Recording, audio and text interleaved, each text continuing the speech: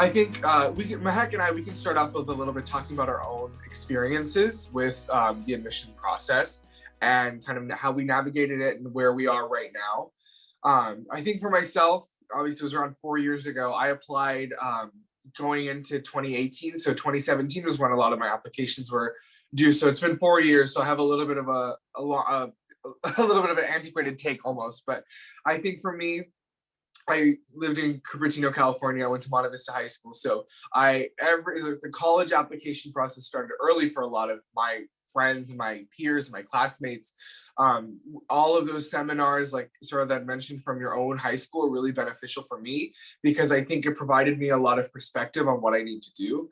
And I think especially when you're applying to colleges, there's so many resources out there. It's like a travesty of riches where there's just so many that you sometimes get a little bit overwhelmed. So having people like Saroda to guide you through that process, or having people who have gone through that process before was really helpful. So reaching out to your high school college counselors, reaching out to people like Saroda, people who who are older than you who have gone through that process, those three things really help me navigate the admissions process. So how about you, Mehek? Yeah, so I had my application cycle last year. So during the whole pandemic was when I was applying. And like you mentioned, it was really great where I live in Fremont. So our school had some colleges that would come and visit and talk about their programs and like what they have to offer. And like you said, there's so many colleges to choose from, but then, ultimately you decide where you're going to apply and then just apply and wait for the decisions to come. So what are some obstacles that you think you faced while going through that process? I think the majority would be deciding where to apply because there's so many in the US that you want to decide, okay, where am I applying and is it good for what I want to do, right? So I think like narrowing down your list of where you're going to apply, but also making sure that you're having enough time to write your essays and getting all your app ready in time, so enough time to apply and not doing at the last minute that it's due, and getting your recommendation letters if you need to and all of that. So I Correct. think And just I think managing it as a whole, like time management wise, I think it's key because it's easy to get overwhelmed with schoolwork and, writing your essays, figuring out where you're going and all of that. So, right. So what kind of support systems did you use throughout your process? so, of course, I had my parents who supported me, of course, throughout the process. But I think working with my friends also helped because we would share similar experiences because we were applying to some of the similar colleges and we'd be like, oh, like, how are you doing here? Oh, how are we figuring this out? And also, I think school resources to some extent do help. So if you talk to your counselor or other previous students who have graduated from your school, they do help. And of course, having an admissions counselor, that is also helpful. So I think Sarah that can touch up more about as she touched upon that. But I think having a variety of different types of support system is helpful because you get different types of the interaction you can have with them. Yeah, Yeah, for so I wanted sure. to ask you, since you're applying currently to master's programs, what is the similarities and differences you notice between, applying to college versus like a master's program? Yeah, I think like Sarota mentioned, there's all of these, like she just talked about three different tests that you can take to decide what major or like what field you want to do. And I know in high school, you have access to things like Naviance, you have access to things like those college databases that list every single, like there's like 18 different filters for everything from what type of weather you want to what side of the country you want to be in to all of that stuff. There isn't a lot of that for master's programs because not so many people pursue education beyond just their undergrad. And I think I think it might be even, like it depends on if you want to do a specific program or if you just want to go into like things like medical school, dental school, veterinary school. All of these things have their own different facets. And I think for me, the most difficult part right now is the field that I picked, which is food science, is very particular. It's not something like computer science or biology where it's very broad and there's so many programs out there. I looked it up. In California, there are only 5 proper food science programs.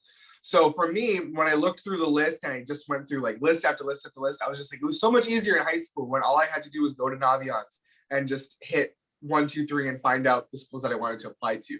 But I think is the biggest difference for me.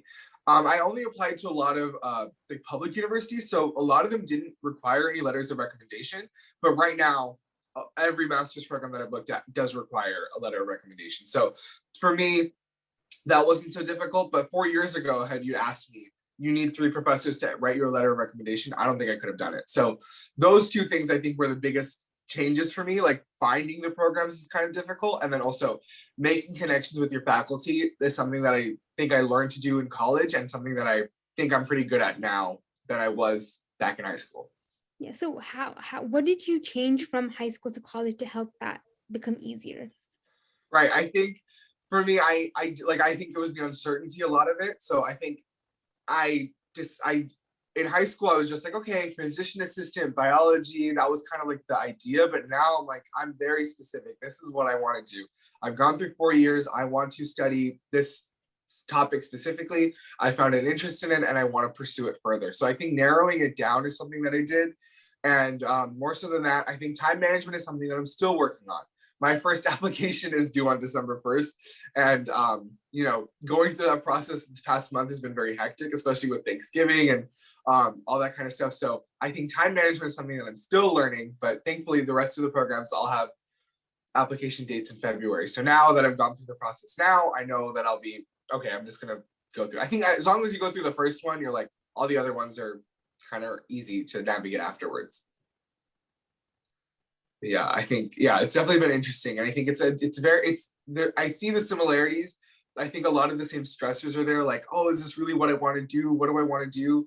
But at the same time, I'm also just like, oh, I've been through this. And I'm reassuring myself because 2017, Kavin was very, very stressed. And then by the time 2018 rolled around and it was August and I moved into my dorm, everything worked out. So I know that in 6 months, everything's going to work out. So that's what's something that I'm reassuring myself because I went through that process, and I'm sure Mehek, you went through that process where it was just like, oh no, what's gonna happen? I'm putting my name into all of these different places, but it all works out eventually. So I'm just reassuring myself that stage is gonna come. I'm just working towards that stage.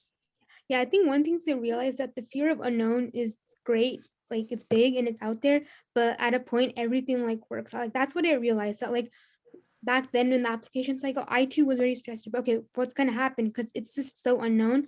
But now that I think about it now, I'm like, everything worked out fine. So it's gonna be okay. What your day-to-day life is gonna be like if you attend that university. Yeah, I think it's kind of along a kind of a stretch to put it that way, but essentially that's your home for the next 4 years. So if you think about it, like if you don't like snow, don't go to school. That's going to be in the snow because that's going to be where you're going to be, right? So I think especially in my year, it was difficult. And now even to some extent to actually physically go there and see how it is in person, right? But if you can, it's a good idea, I guess. Yeah. Yes. How about you, Mehek? What do you think is your like wrap up statement? Because you just went through this process and you're Yeah, I think almost done with your first semester.